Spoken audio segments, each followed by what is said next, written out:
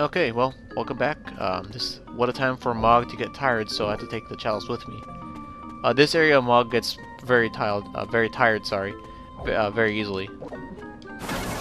It's something that I never really liked about this level because whenever you have Mog getting tired, it's just more like a small disappointment, showing that you're on an adventure. Why would you get tired at this time? Or it's a little annoying. Apparently, the developers thought it was brilliant, so I honestly don't know how this works. And we're gonna open this chest down here. Apparently, this chest will hold legendary weapons and such, but I've never seen it happen.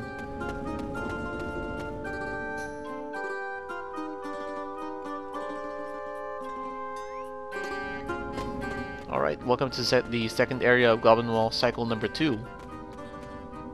Right here, we're gonna find some new enemies called ghosts. These guys are also from Rebenate Ra and Konal Karak. You have to use Holy on these guys. And I'm actually kind of thankful I've actually, upped my magic just a bit. So let's see what we can do let's see what kind of damage we can cause to these guys. One thing though is I'm not sure if I have a life spell with me at the moment because, and actually I do. Alright, great. Yeah, because life spells aren't exactly too common here. I think you only can find one in this whole entire world. In this entire dungeon, I mean.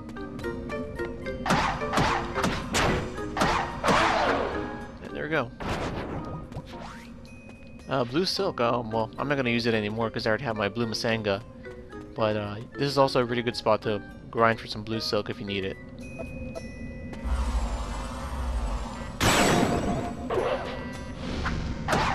Alright. We have another extra lurker here, and I kind of got frozen in the process too. One thing I have to be careful is just those jellyfish. You just can't strike them physically. If you do try to strike them, they will stun you.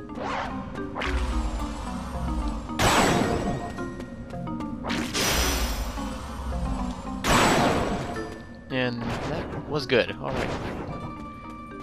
One clear spell in this entire level too. There's really no other.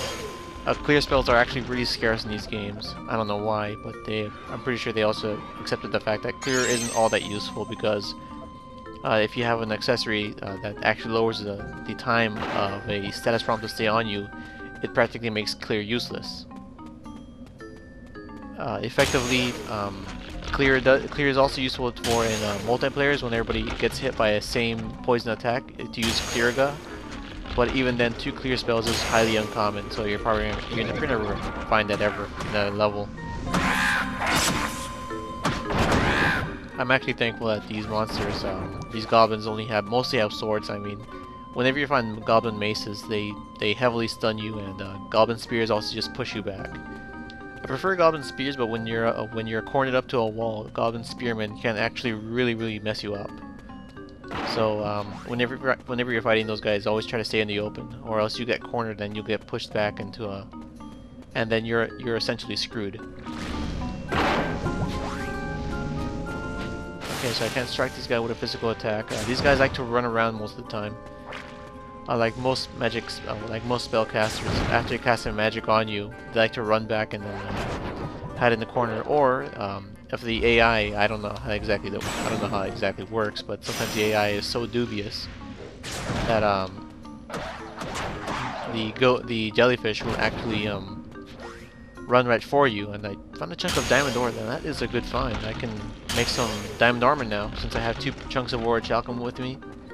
I should be able to make diamond armor now. Diamond armor is pretty much like mithril armor. It has no added effects to your defense. It doesn't give you any added extra protection, so sometimes people do also like to say that diamond armor is almost useless, but diamond armor is the only armor that has the highest defense rating in this game. And that's about it.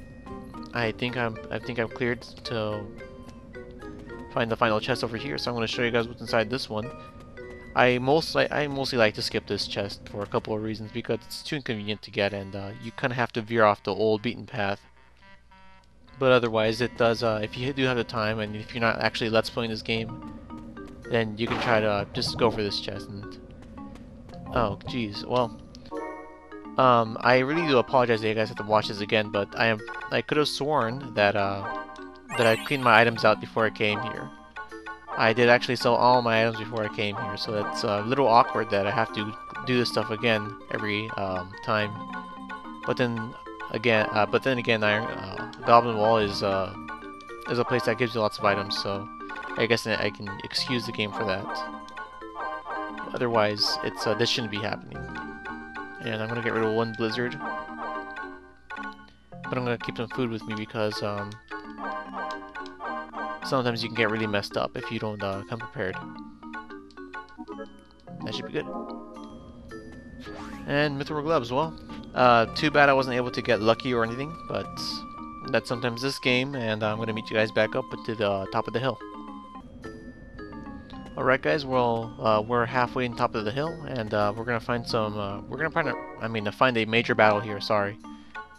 Okay, so what I'm gonna do is I'm gonna equip myself a Blizziga spell, just so I can actually do the maximum amount of damage within the smallest range. Okay, well, I'm very sure I'm packing some pretty big heat, and I'm gonna see if I can try to take these guys out in a couple of shots, so wish me luck, because uh-oh. Alright, well, I didn't come prepared because I actually deleted one blizzard spell, so I'm pretty much going down. But I'm gonna see if I can try to prevent that by giving myself an extra boost for holy. And here we go. Now one of these guys should also drop a blizzard spell here. I don't know why they do this, but since it's so late toward the game, I'm pretty sure they expected you to play this on multiplayer because this game's gonna get really tough. Okay, now those ghosts are also immune to blizzard spells, so I really want to actually make this a really interesting part.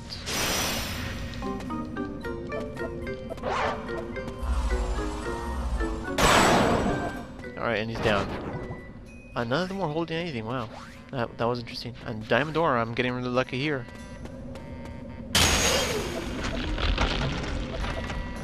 Okay, well I'm gonna pack myself a blizzard spell for these guys.